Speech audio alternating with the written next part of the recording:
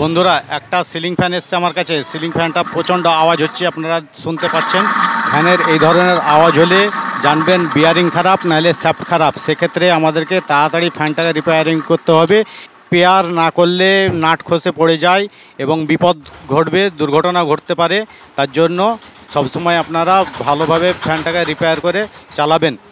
আর আমি নাটগুলো খুলে নিচ্ছি, খুলে নিয়ে বিয়ারিংটাকে চেঞ্জ করে লাগিয়ে দেবো, তাহলে আমার ফ্যানটা ঠিক হয়ে যাবে। দেখুন আপনারা, আর আপনাদেরও যদি বাড়িতে এরকম ধরনের ফ্যান চলে তাহলে আপনারা অবশ্যই খুলে সেটাকে বিয়ারিংটা চেঞ্জ করে দেবেন।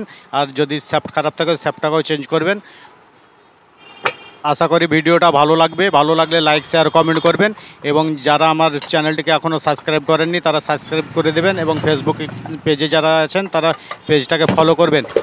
বডির নাটগুলো খোলা হয়েছে, আমি স্ক্রুড্রাইভার দিয়ে আস্তে আস্তে চাপুন দিয়ে ঢাকনাটাকে খুলে নিচ্ছি।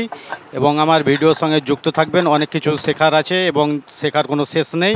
তাই বলছি বন্ধুরা, সবসময় আমার ভিডিওতে থাকবেন এবং আমার চ্যানেলটিকে লাইক, শেয়ার, কমেন্ট করবেন। দেখুন বিয়ারিংগুলো প্রচণ্ড জাম্প আছে এবং ভেঙে গেছে, তাই জন্য আওয়াজ আসছে।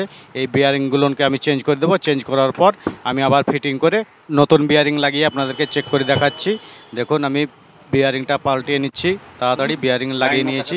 এবার কন্ডেন্সার লাগিয়ে আমি ফ্যানটাকে চেক করছি। দেখুন খুব সুন্দর, আপনারা হয়তো আওয়াজ পাচ্ছেন না, আপনাদেরকে কাছে নিয়ে আর দেখাতে পারলাম না, দুঃখিত বন্ধুরা। আমার পুরো ভিডিওটা দেখার জন্য ধন্যবাদ। আসসালামু আলাইকুম।